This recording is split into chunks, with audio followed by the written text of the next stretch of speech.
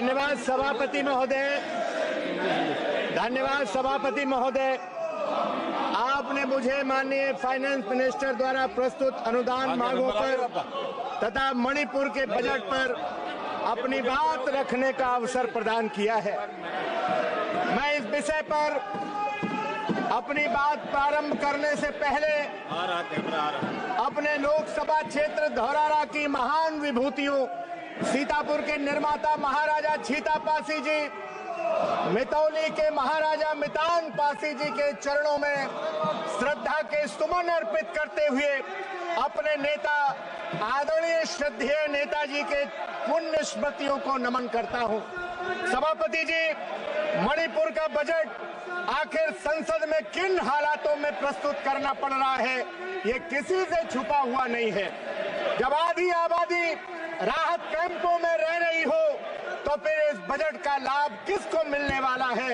मैं मणिपुर के बजट पर विस्तार से नहीं जाना चाहता।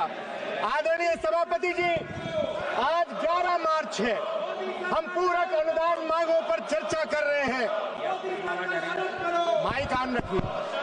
हम पूरक अनुदान मांगों पर जब चर्चा कर रहे हैं, अभी होली भी है, ईद की भी छुट्टी होनी है, शनिवार रविवार भी होना है। 31 मार्च में कितने दिन बचे हैं माननीय सभापति जी? इस नए बजट को कैसे खर्च कर पाएंगे?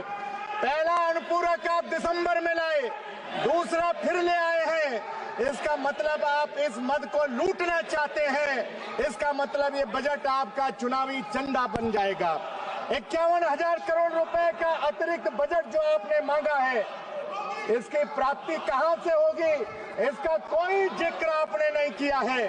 कोई नया मद का न होना ये बताता है कि आपका नियोजन सही नहीं है, आपका वित्तीय अनुशासन सही नहीं है, इसलिए आपको बार बार अनुपूरक लाना पड़ता है। खाली भाषण आपके पास है।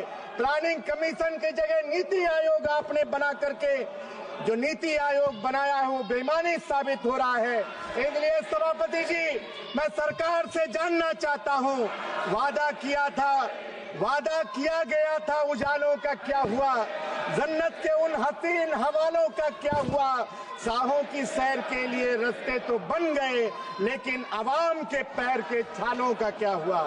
आदरणीय सभापति जी, जब माननीय वित्त मंत्री जी जवाब देंगी तो मैं ये जानना चाहूंगा कि वित्त मंत्रालय की रिपोर्ट कहती है, जो मैं ले करके आया हूं, कि यूएसएड जो कि बंद हो गया है, और वित्त मंत्रालय की रिपोर्ट कहती है कि यूएसएड का पैसा भारत की आर्थिक परियोजनाओं में लगा है। जब यूएसएड बंद हो गया तो क्या वो परियोजनाएं बंद हो जाएंगी? मसलन क्या उन सारी परियोजनाओं को रोक दिया जाएगा? वित्त मंत्री जी जब जवाब देंगे तो उसको बताने का काम करेंगे। माननीय सभापति जी, तमाम विभागों पर बजट आया है। कृषि कल्याण पर आपने अतिरिक्त बजट मांगा है। आज देश के अंदर सबसे ज्यादा कोई बेहाल है तो इस देश का अभी समय नहीं हुआ है। इस देश के अंदर कोई बेहाल है तो सबसे ज्यादा किसान बेहाल है। कोई बाजार नहीं है, उत्पादन का कोई उसको। माननीय सभापति जी, जिस माहौल में मैं भाषण कर रहा हूँ, 15 मिनट हमारी पार्टी का समय है। आप मुझे आपका संरक्षण चाहिए सभापति महोदय, प्लीज। इसलिए मैं आपसे कहना चाहता हूँ, किसान सम्मान निधि से इस देश के किसान का कल्याण नहीं होने वाला है। इसलिए किसानों का कर्जा माफ करिए। माननीय अखिलेश यादव जी ने हम लोगों को सिंधु बॉर्डर पर भेजा था। डल्लेवाल जी आज भी अनशन पर हैं। किसानों की मांगे माननी चाहिए। प्रधानमंत्री सड़क योजना के अंदर ऐसे मानक बना दिए गए हैं, अब आप खड़ंजा लगा हो तो सड़क नहीं बन सकती। 2011 की जनगणना के अनुसार लेंगे तो सड़क नहीं बन सकती। हमारी आपसे मांग है, हम सांसदों के पास है क्या? प्रधानमंत्री सड़क योजना ही तो हम लोग बनवा सकते हैं, उसके मानक का सरलीकरण किया जाए।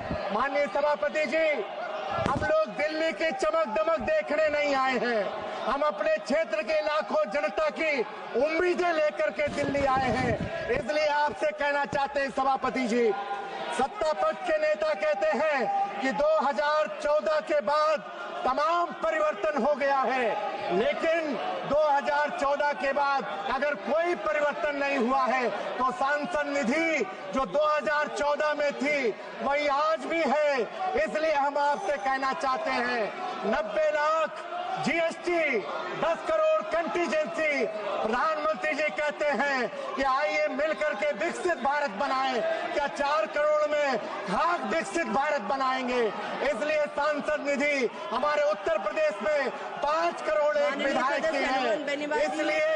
इसलिए 5 करोड़ के हिसाब से 25 करोड़ रुपए सांसद निधि की जाए। इसलिए सभापति जी आखिरी बात कहते हुए, तुम्हारे पांव के नीचे कोई जमीन नहीं। कमाल ये है कि फिर भी तुम्हें यकीन नहीं। मैं इन बेपनाह अंधेरों को सुबह कैसे कहूँ, मैं इन अंधेरों का अंधा तमाशबीन नहीं। बहुत बहुत धन्यवाद। और थोड़ी देर बैठना पड़ेगा, मैं बैठा हूँ आपको। अब बैठो, मणिपुर के